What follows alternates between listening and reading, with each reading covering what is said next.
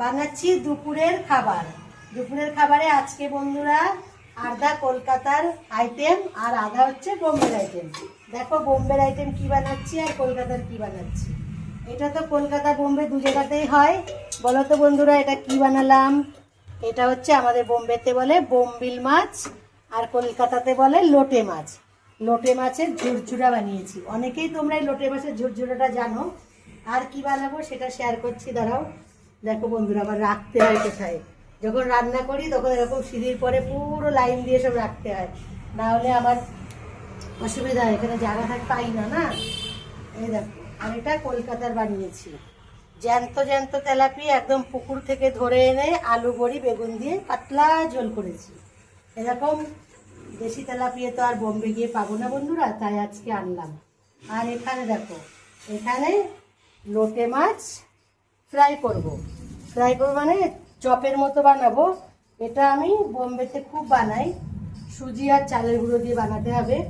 এটা বানিয়ে তোমাদের সাথে দেখাবো কেমন হলো দেখতে, আর খেতে তো খুব সুন্দরই হয়। দেখো চালের গুঁড়ো দিলাম, এবার সুজি দেবো।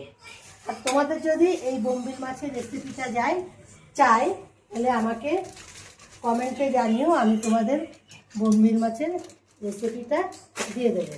এই দেখো এখানে এখন আলাদা করে সুজি নেব, সুজি নিলাম। এবার এর মধ্যে চালের গুঁড়ো দেবো, আর একটু দেব লঙ্কা গুঁড়ো, হলুদ গুঁড়ো, এর মধ্যে একটু নুন দিয়ে দেবো, আর একটু দেব কালারের লঙ্কা।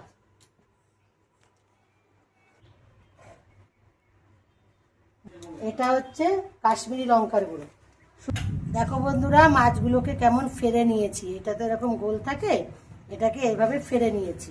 এবার এই সুজির এখানে আমি চেপে চেপে এটাকে লাগাবো, সব কটাকে এভাবে চেপে চেপে সুজি দিয়ে লাগিয়ে নিয়ে তারপরে এগুলোকে ফ্রাই করতে হবে।